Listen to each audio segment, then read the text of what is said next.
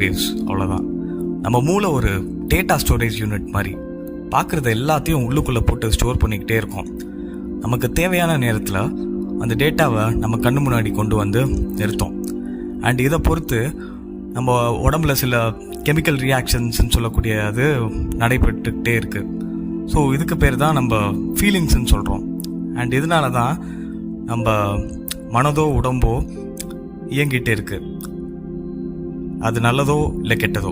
இப்போ இதெல்லாம் எதை வச்சு நடக்குது அப்படின்னு பார்த்தா, நம்ம பாஸ்டில் நடந்த டேட்டாஸ் வச்சு. ஸோ இதை வச்சு நம்ம மூளை ஃப்யூச்சரை ப்ரெடிக்ட் பண்ணிக்கிட்டே இருக்கு. நம்ம இந்த ரெண்டுத்துக்குள்ள சிக்கி ப்ரெசன்ட்லி நம்மளால் வாழவே முடியறதில்ல.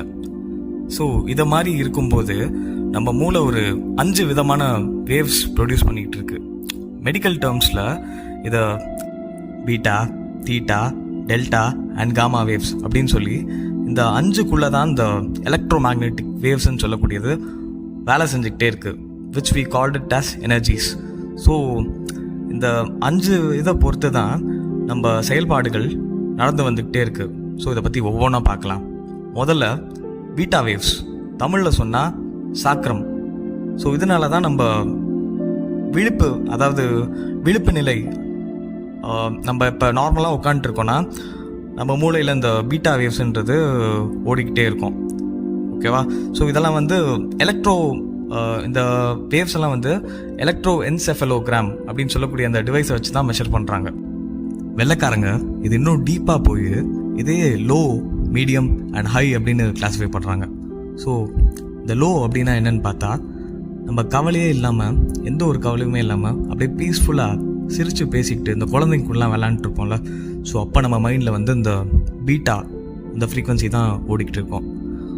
அது என்ன மீடியம் ஃப்ரீக்வன்சி அப்படின்னு சொன்னால், ஒரு புது இடத்துக்கு போகிறோம், ஃபார் எக்ஸாம்பிள் ஒரு வேலைக்கு போகிறோம், இல்லை